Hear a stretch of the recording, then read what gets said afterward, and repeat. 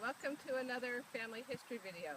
Today we're in the town of Frankford, Sussex County, New Jersey, and we thought you might enjoy coming along on a cemetery trip. So we're at the Frankford Plains Cemetery. Sometimes it's given the mailing address of Augusta if you're trying to look it up in Google Maps, but it was in Frankford.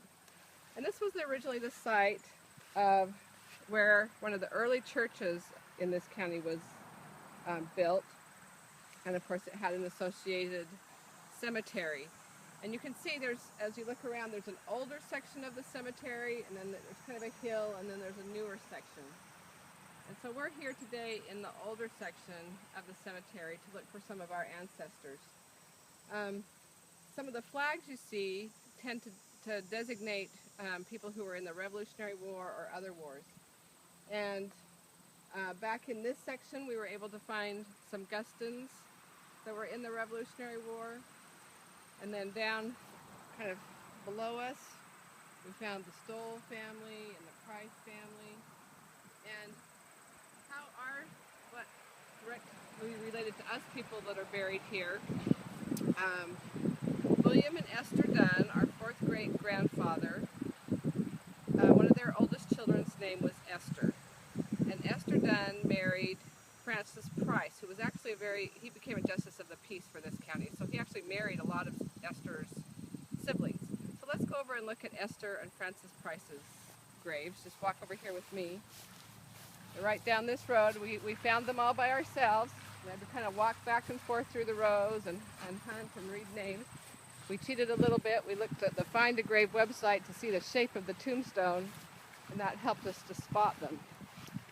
So right here, first with the flags, we have Francis Price. So he was the justice of the peace who Esther Dunn married. Then we have Esther Dunn's headstone. And in front, we're still struggling a little bit to read some of these other ones, but in front of them you'll see some of their children. And it's interesting, you can see these ones have footstones as well. So some graves have a headstone and a footstone. And so it's been really fun. Let me see if I can read this epitaph for Esther, wife of John Guston. It says, "Cropped like a flower, she withered in her bloom, though flattering life her promised years to come." So she must have died relatively young. It says, and here's another son. Died August 1793.